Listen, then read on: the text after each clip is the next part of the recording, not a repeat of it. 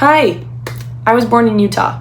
I lived there until I was 5 or 6, and then we moved around everywhere else, and then we ended up in Massachusetts where I grew up, and I just am wrapping up my freshman year at New York University, so I've been living in New York for about a year now, and I can with confidence say that these 3 states in America have very clear aesthetic differences fashion-wise. Very clear aesthetic differences fashion-wise. And if you're on TikTok, you've definitely seen things in the realm of what I'm talking about. People clowning what people wear in Utah, the Utah curl, the baggy pants, the bleaching of the hair, or in New York, the ballerina slippers and the trench coat button to the top, and the shoes that split like this, or just kind of the Soho girl aesthetic, which we're going to get more into because if you're not on TikTok, I'm probably just throwing buzzwords around at you right now. And then in Massachusetts, at least in my experience, obviously we've heard of the Boston uniform, right? Girls going out in jeans and a black top. But what do you guys know about Cape Cod hoodie? What do you guys know about Uggs, leggings, and Cape Cod hoodie? What do you guys know about men in golf polo, khaki short, and Birkenstocks? What do you know about that? When you look at what's generally going on online, fashion-wise, state to state, there are specific trends that pop up. And this exists outside of the 3 that I'm talking about, obviously. When we look at southern states or southern schools, there's specific micro trends that pop up that I'm not as familiar with because I don't live there, I have not lived there. Or in the Midwest, we see some variations of the same thing. In Colorado, there's things kind of related to the mountainous aesthetic, the granola-ness of it all. And when we look at California, it's like a more grounded Utah. It's like Utah stole some of California's swag, but Utah is less beachy, right? California has this whole beachy thing going on that has existed for a very long time. Some of these trends are a lot newer than others, and they evolve with time while staying grounded in kind of the history of the state, like what we're seeing in California versus what we're seeing in Utah. But I'm getting way ahead of myself here. This video is my final project for a class I'm currently taking, or wrapping up taking, at NYU, Oceans first year seminar. It is a required class that kind of looks at the ocean through a lens of all different disciplines and uses the ocean as a conduit to teach students who are just starting out what a basic seminar class kind of looks like, and what a basic seminar class would look like from all different angles of, so like we're looking at the ocean from a biologist's perspective and we're studying what's happening between coral and the symbiosis there. Or we're looking at the ocean through a philosophical perspective. Right now, I want to look at the ocean through a more sociological, psychological, anthropological perspective, which we did do kind of in the beginning of the semester. Right in the beginning of the semester, we talked about how port cities operate, because New York is a port city, or even more so was back in the day. I'm cutting myself off because I'm getting ahead of myself, but what I want to circle back to here is something that I learned in the beginning of the semester in my oceans class. In the 17th century, the Dutch purchased the island of Manhattan from the Lenape people. The Dutch actually then over time take it upon themselves to artificially extend the coastline of the island through a process called wharfing. Wharfing is where waste was gathered from people who were settled onto the island of Manhattan already and kind of turned it into this concrete that would then get stacked up and used to make the coastline larger with more space for buildings to exist and for boats to load and unload goods, more space for boats to dock at all. And these new buildings that are able to be built house sailors that are coming and going from these ships and the merchants and artisans who were handling, selling, processing the goods that are coming and leaving on these ships. And this makes for a very booming port city that is New York, and the New York that we know today. Port cities in a historical context, that should be a buzzword. That should be some kind of signal in a history class. It means 2 things: newness and growth. New people and new work, new space, and growth of population, of economy, and of the city itself. And this makes for, again, the New York that we know today. New York becomes the place that people want to be because of its opportunity for affluency, especially for young single men who are either working on the ships as sailors or who are taking care of what's coming off of the ships. And these are men from not America, from different countries, especially Europe. We see a lot of people coming in through here, Irish and French-speaking settlers. The takeaway, port city, new opportunity, people of different backgrounds will come here. And what we understand New York to be today is this mixing of ideas, culture, of different walks of life, different kinds of labor. And it's where people, young people like me, go to do new things. That is what I'm doing right now. That is what has historically been done in New York because of this kind of port city sense of opportunity, sense of movement and change that has existed from the beginning historically in New York. But I want to, again, come back to what I was talking about in the beginning when it comes to fashion and having a specific set style. With these exchanges of ideas comes an exchange of cultural and aesthetic preferences. New York is known to be an epicenter of these kind of exchange of art, whether it's from the museums that we have available here or the fashion events that happen here, the Met Gala. Again, we're straying from what I want to talk about here.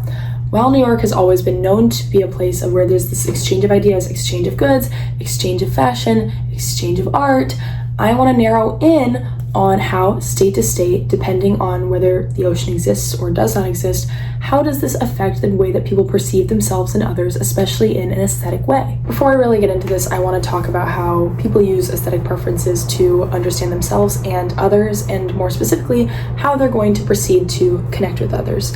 So let me use a modern day example. You are new to a class, you just walked in, you don't know anybody there, and you see a girl who's wearing clothing that either kind of looks like yours, like something you would wear, or something that you think is cool.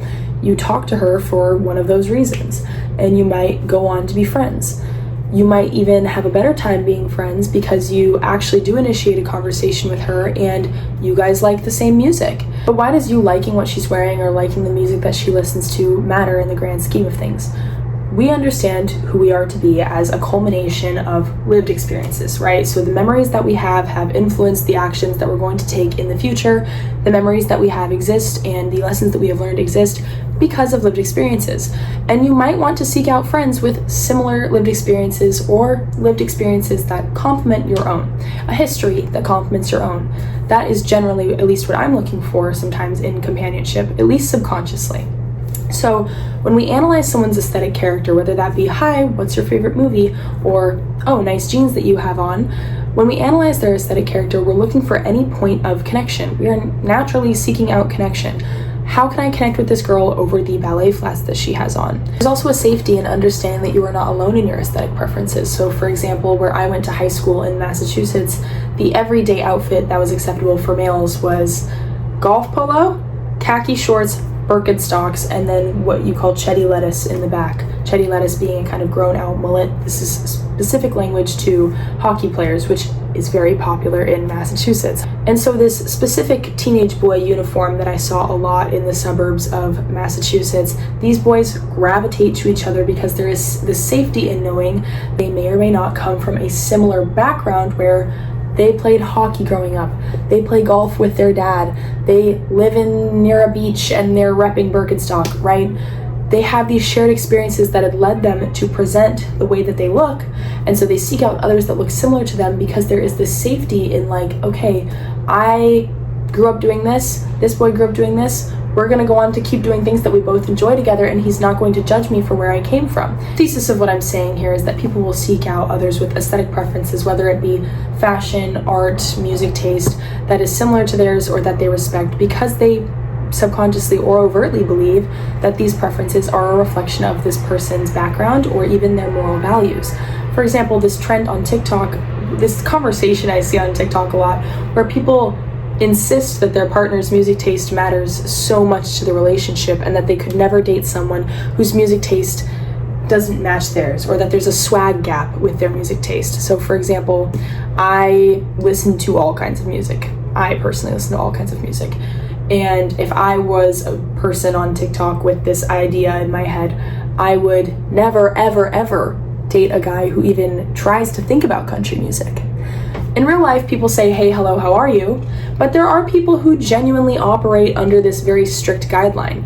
But you don't have to be a person on TikTok to kind of fall into this pattern. Even though I'm not that extreme, there are definitely people who listen to certain kinds of music, or say someone listened to like Tekashi 6ix9ine. Jump scare, but say that someone that I was interested revealed to me that they only listen to one very problematic music producer, creator, singer, rapper. And I kind of disagreed with some of the ideas that that person was spewing on the internet or on their platform that they have because they're famous. I would kind of not want to date that person because what does that say about you that you support that kind of person? That just doesn't really align with me. And this again kind of has to do with me and this hypothetical partner's separate backgrounds, separate preferences, separate beliefs. And so in that way, aesthetic preferences are not only a means of safety in numbers and we grew up similar and we're going to go on to continue being similar, but it's also a judgment of, okay, this is what matters to you, this is what matters to me, maybe this doesn't line up. And when we examine states that are coastal or not coastal, people tend to follow these certain trends. And one trend, specifically in Massachusetts especially, that has come up for me that I really want to focus on in this video is the coastal granddaughter aesthetic. And it's this TikTok aesthetic trend, fashion, decor thing that came around probably like close to 2 years ago with the label of coastal granddaughter. But it's just like this average Nantucket hotel aesthetic with like light blues and linens, and we even see variations of this that aren't very Massachusetts. So like Italian coastal granddaughter, where it's like coastal granddaughter plus tomato and also warmer colors. And then we see like California coastal granddaughter, where it's like coastal granddaughter, but she's surfing and also sublime and also marijuana usage. And it's these characterizations of people that do exist in these cities, but they've kind of been reduced to an aesthetic because that's the easiest way to judge or not judge people, right? As we just talked about. But the issue here is when people, rather than viewing these aesthetic judgments as just kind of a thing that people do, people view them as a thing to pursue. So you'll see a search bar in these TikTok videos about the coastal granddaughter aesthetic, whichever one we're talking about, whichever location, but any kind of coastal aesthetic specifically, where it'll be like, how do I achieve this? And now you're creating this whole Pinterest board of, I need to buy these clothes, I need to do this makeup, I'm gonna dye my hair like this, and then I'm gonna decorate my room like this. And it's all, when you boil it down, a pursuit to exist as a person who is the way they are aesthetically because of where they grew up. I could try to achieve the Massachusetts white boy aesthetic all day long, but I will never really settle into it because that is not the life that I lived. Like we just talked about, a lot of the time, aesthetic preferences mean so much to us and mean so much to others' judgments of us because they're a reflection of who we've come to be because of these lived experiences and because of where we come from. And so when people try to kind of produce these aesthetics through consumerism and through social media usage, it doesn't come off as authentic. And I think that's what people's problem with Utah is, because we see this like kind of Californian aesthetic with the baggy clothes and the tan and the bleachiness. It kind of radiates this surfer-esque vibe to me, but it's like people associate In-N-Out Burger with California, not Utah, but In-N-Out Burger's still in Utah, right? While I'm not saying that Utah people, the Utah girl, the Utah everything, stole its whole swag from California, it could never exist aesthetically the same way that California does, even though there's so many similarities between the aesthetics that we see online and in real life from these people, fashion-wise especially, musically. The Utah aesthetic becomes so much of its own thing and so much of its own meme online because they're not on the coast. They don't exist in a place where there's this kind of constant exchange and growth happening that we see historically and gradually over time. No, they exist in a landlocked space that has always been rooted in a very specific group of people, religiously and racially, as someone who grew up there, right? White Mormons. And this gets really into the nitty-gritty. Like, there's a trend where there are these like Blythe dolls, which are these very like Tim Burton-esque looking Barbie doll, toy doll things, and they're like, you're a Blythe doll based on your state. And there's like Louisiana Blythe doll who's wearing certain clothes and has a certain aesthetic going and has this like vibe. And then there's Massachusetts Blythe doll who lives on Nantucket, because everybody in Massachusetts looks like they live on Nantucket. And so we see that there are these characterizations of people depending on what state they live in, and their proximity to the water influences this aesthetic. Massachusetts and the coastal granddaughter aesthetic exists because of its proximity to ocean. New York, as we understand it today, as this like clashing of different kinds of fashion and culture and vibe and Soho girlies, exists because of its major market that it has going on fashion-wise, and also its mixing of ideas and culture. Utah exists as it does because it has always been this like locked kind of orb that might be a year behind. Not dissing, love y'all, I'm from there. More so, outsiders' perspective of proximity to ocean. People who live in California are not all going to have this like surfery-esque vibe. California is humongous. And there's all different kinds of people there, as there is in every state. But outsiders look at this proximity to coast, look at proximity to city, look at port city, and they make generalizations. The generalization that everyone in New York is invested in the fashion scene because of what exists in New York, because of the market that has always been growing in New York historically. People who look at Utah and make generalizations about Utah hair because of what they see online. People who see California and that surfer marijuana sublime aesthetic, and they say, okay, everyone from California looks like that. These generalizations exist because we need these in order to understand who we do and do not want to connect with. As I discussed, how aesthetics are a tool when it comes to self-perception and perception of others. This is just that on a much larger scale. Does that make it good? We could get into that. But it really gets super nitty-gritty online. And this concept related to the ocean and its impact on like our perception of like a general population's aesthetic within that state, regardless of how accurate this aesthetic interpretation is or not, this goes beyond the ocean, right? Like states like Colorado, states like Utah, we see this like granola-y vibe happening. And that has more to do with other landforms that are not water related. But I'm looking at this through a lens of ocean because proximity to ocean creates space for kind of a trading of ideas and of items and of culture, and especially in New York, I'm looking at that. The ability to project yourself in an aesthetic way and to perceive others in an aesthetic way is, at the end of the day, a tool in order to decide whether or not we want to connect with someone, as I've already covered. And these major generalizations about proximity to an ocean and what that has to do with someone and their aesthetic and their lived experiences from American state to state, these are major generalizations, but what else are people going to do when the only videos that we see come out of Utah and the only media that we see come out of Utah definitely aligns with these aesthetics and are accurate to stereotypes like Secret Lives of Mormon Wives or the viral TikToks with the huge jeans and curly hair that we see come out of Utah, and the videos that get popular from California, that go viral, that come out of California, oftentimes are going to have some element that aligns with people's preconceived notion of what an aesthetic Californian looks like, because that's why they're going viral, is because they kind of suit these aesthetics. What goes viral from Massachusetts are things that suit people's preconceived notions about Massachusetts or that stick out about Massachusetts. And what sticks out about Massachusetts, this beachy vibe, the northern beachy vibe, these are cool, right? This is a cool thing. People are in pursuit of this, as I already discussed. And so this only really adds to this swirl of generalizations that people are making, whether they are good or bad or related to fashion or not. But when we're talking about fashion and aesthetics, they really can only exist authentically from people who have these lived experiences in these states. And let me use a really general example.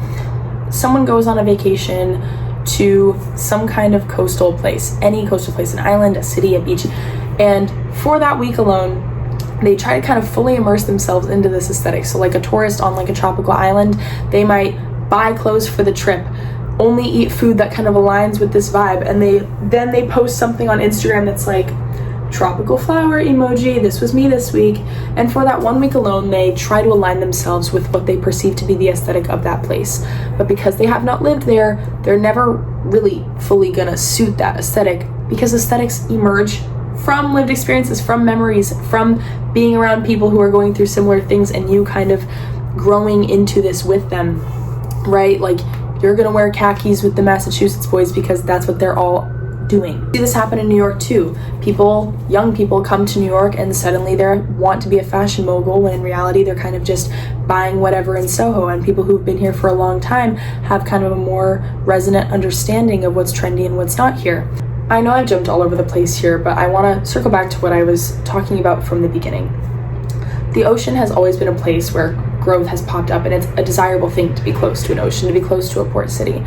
And the issue of what happens here is that the aesthetic associated with the success of port cities becomes something desirable to outsiders.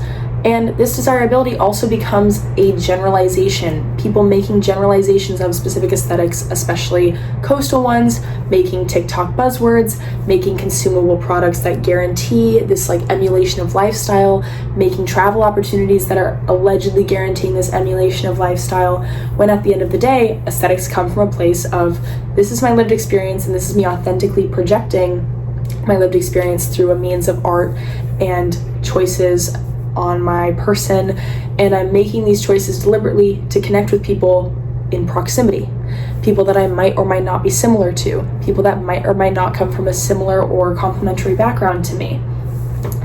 And what I'm really saying is that the ocean is personal aesthetic, or proximity or distance from ocean, because the ocean dictates so many of our lived experiences. As someone who's been landlocked and who hasn't been landlocked, I notice drastic differences not only in how people interact with each other, and also the opportunities available to me. I was not always someone who was very studious before I really got wrapped up into the Massachusetts school system, and the opportunities given to me in the Massachusetts school system, especially in the sphere of science and history, existed because it was like, okay, we're gonna go visit where the Mayflower landed, or we're gonna go look at like tide pools, right? And these are really small, like probably insignificant things when it comes to my character, but at the same time, we could really expand even further on how culturally the ocean has influenced what we know Massachusetts to be, or what we know California to be, and especially what we know New York to be. And now with an understanding of all of the different places that I've been and who I am now, what can really be said is that aesthetic preferences do not define your character, because they are a generalization that you yourself are making, that other people are making about you, about your state. But that said, they are a tool that we can further understand, and the ocean and its connection to aesthetic preferences is something that, once understood, we can kind of process this and get past our own generalizations, past biases, and look at people more objectively beyond what jeans they're wearing, how they curl their hair, and whether or not they live close to a beach, right? Whether or not they're a coastal granddaughter. Thank you so much for listening to me, and I am so sorry about the kind of rambling back and forth, but this is something that I'm really passionate about. I do care about talking about aesthetics and identity. I've definitely made videos about it before, so thank you so much for watching.